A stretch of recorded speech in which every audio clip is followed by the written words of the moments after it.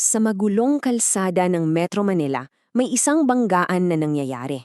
At hindi lang to banggaan ng mga sasakyan ha, ito'y banggaan ng pangangailangan at ng regulasyon.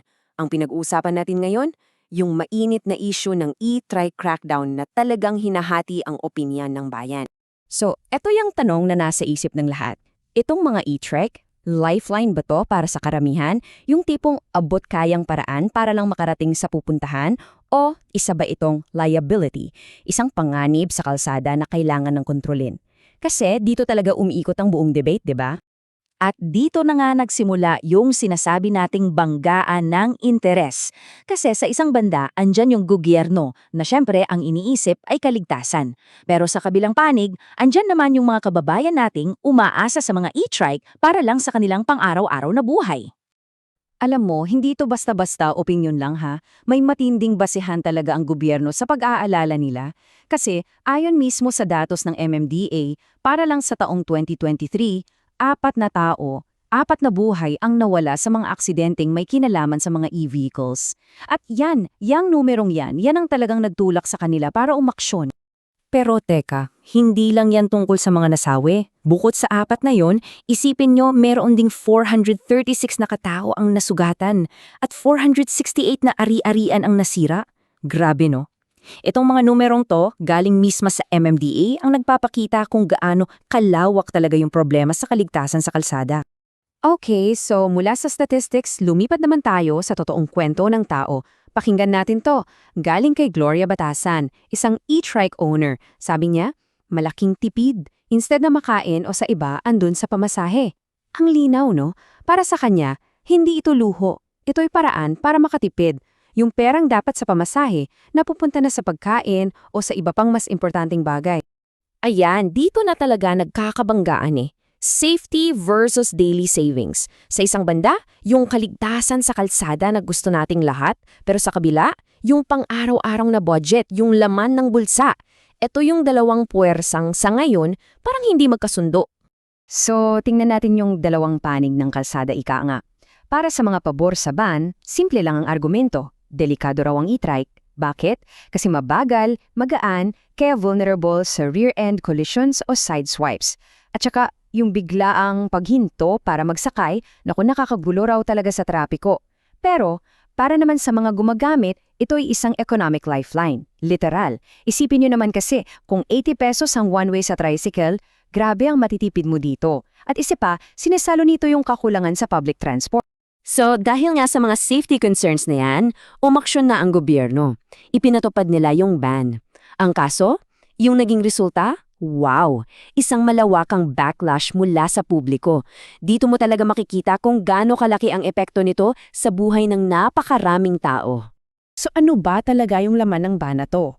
Eto na, bawal na yung mga e-bike, e-trike, pedicab, pati pushcart at yung mga kuliglig.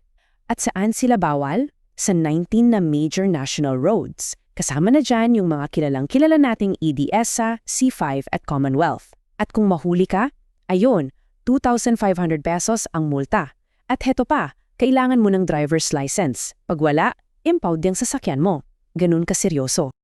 Naging magulo at mabilis ang mga pangyayari. Promise sa, tingnan nyo, nagsimula yung ban noong April 15, 2024. Pero 4 na araw lang, April 19, dahil sa sobrang lakas ng reklamo ng tao, nag-utos si Pangulong Marcos ng grace period. Parang preno muna.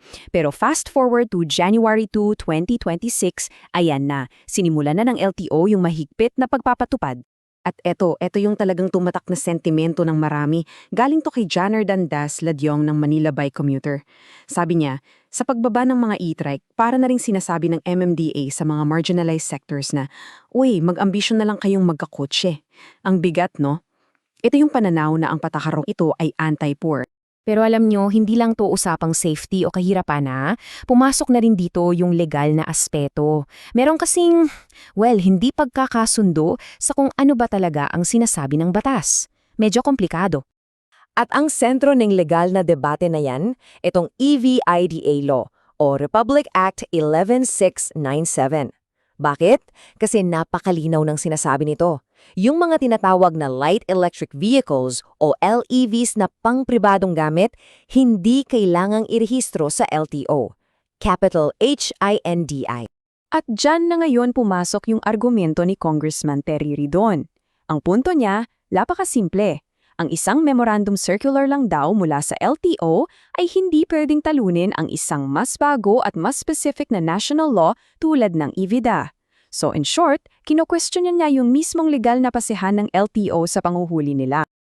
Okay, alam ko medyo technical to, pero isimplify natin. Ang kailangan nyo lang talagang tandaan sa classification ng LTO ay ito. Kung yung e-vehicle mo ay mabagal, yung tipong 25 kilometers per hour pababa, malaking-malaki ang chance na exempted ka sa lisensya at rehistro. Gets? Pero kapag bumilis na yan at lumaki, lalo na yung mga e-trike na ginagamit pang boundary or for hire, ayan, dyan napapasok yung requirement para sa lisensya at rehistro. Sige, tama na muna sa usapang legal. Pakinggan naman natin yung mga tunay na boses mula sa kalsada, yung mga tao na araw-araw direktang apektado ng buong isyung to. Ito yung isang hinaing galing sa isang forum user na si Big Pearl. At tingin ko boses to ng maraming car driver. Ang tanong niya, at prangka to bakit daw ba kasi nasa gitna ng kalsada yung mga e-trek na ang takbo ay 15 to 20 kph lang, samantalang may maayos namang shoulder na pwedeng daanan. So yung punto niya umiikot sa road etiquette at sa abala sa trafiko. Pero heto naman yung kabilang panig ng kwento. Galing naman to sa user na si MCA. Ang paliwanag niya, kaya dumami ang mga e-bike at e-trike ay dahil nawala yung mga jeep sa kanila. Una, dahil sa COVID lockdown, tapos sinundan pa ng jeepney modernization. So ano ang natira? Sabi niya, yung mga tricycle drivers na mahal maningil. Kaya para sa kanila, yung e-trike, hindi yan choice, pangangailangan yan. So, saan nga ba tayo pupunta mula dito? Kasi ang linaw no, magkaiba yung pananaw. At sa ngayon, ang totoo, parang wala pang nakikitang solusyon na magiging katanggap-tanggap para sa lahat. At dito na nga tayo sa dilema, na hanggang ngayon, hindi pa rin nare-resolva. Kasi, yung goal ng gobyerno, kaligtasan at kaayusan. Valid yan. Yung pangangailangan naman ng mga mamamayan, abot kaya at praktikal na transportasyon. Valid din. Ang problema, sa mga major roads natin ngayon, itong dalawang valid na bagay na to, patuloy na nagbabanggaan. Walang bigayan. Kaya iiwan namin kayo sa isang malaking tanong. Habang patuloy na lumalaki at sumisikip ang mga syudad natin, paano nga ba natin gagawan ng spasyo sa kalsada ang lahat? Hindi lang yung mga kotse at bus, paano yung mga naglalakad, yung mga nagbibisikleta, yung mga naka-e-trike? Dahil yan ang mas malaking hamon na kailangan nating lahat harapin.